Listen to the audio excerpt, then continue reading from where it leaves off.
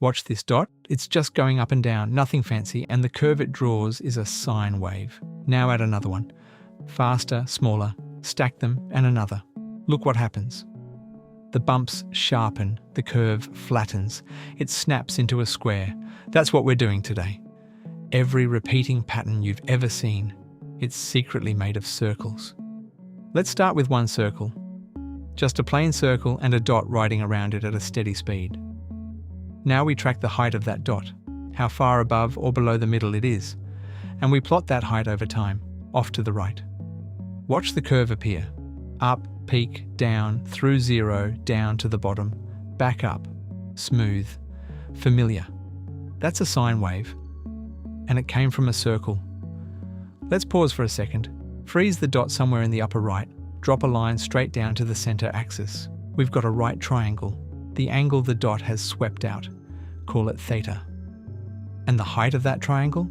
That's the sine of theta, literally the definition. So as the dot rotates, theta grows, and we're just reading off sin of theta over and over. The wave is the circle seen from the side. Keep this in your head. A wave is a circle. We're going to come back to this. Now let's add waves together. That's it. That's the whole trick. Here's a slow, tall sine wave, and here's a faster, shorter one underneath it.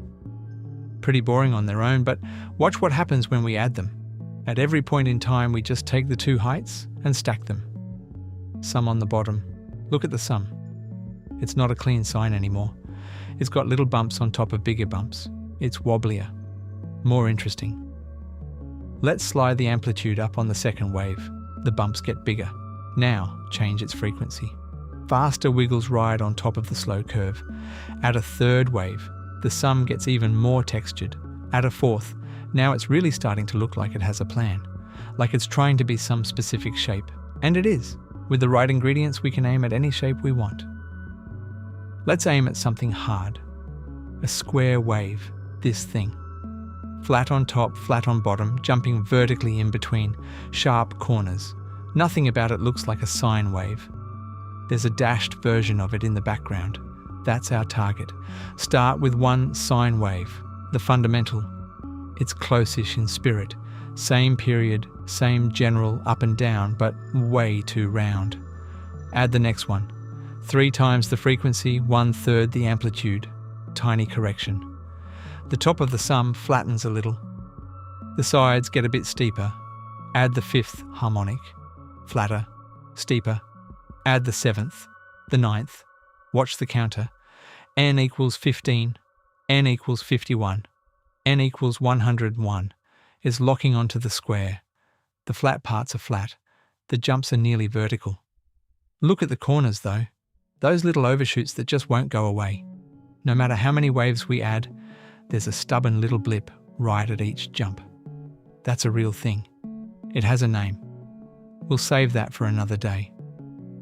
But the big picture, with enough simple smooth waves, we've built a shape that isn't smooth at all. We've built corners out of curves. Remember, a wave is a circle. So if our square wave is a sum of waves, then it's also a sum of circles. Let's see what that looks like. Here's the big circle, rotating at the base frequency. Attached to its edge, a smaller circle, spinning 3 times as fast. Attached to that one, a smaller still, 5 times the speed. And another, and another. Each one a harmonic. At the tip of the last circle, we put a pen. Watch the pen. With 2 circles, it traces a wobbly oval, clumsy. Add more, it stretches out, sharpens, and look, there it is. The square wave, drawn live by a chain of spinning circles. Each circle is one sine wave. The big slow one is the fundamental. The little fast ones are the harmonics. Their dance, summed up at the tip, draws the shape. And it's not just square waves. With the right circles, spinning at the right speeds, the right sizes, we can draw anything that closes back on itself. A treble clef. The outline of a cat, a heart. It's kind of amazing. A drawing is a sum of circles. This isn't just a pretty idea. It's everywhere. When you listen to music on your phone, the file is small because someone broke the sound into its sine waves, kept the important ones, and threw the rest away. That's MP3. That's Fourier. When a blurry photo gets sharper, what's really happening? The high-frequency components, the ones that carry the edges and the fine detail, are getting boosted back up. When a doctor reads your heartbeat off a noisy monitor, the noise is one set of frequencies and the heartbeat is another. Separate them, and the signal comes through clean. Every radio, every Wi-Fi signal, every phone call, all of it leans on this one idea that the messy waves of the real world break apart into clean, simple ones. So next time you see something complicated, a sound, a shape, a signal, remember the circles. Complicated shapes are simple shapes, added up. What else could you draw with a stack of spinning circles? Have a think. Please subscribe and watch my most recent video.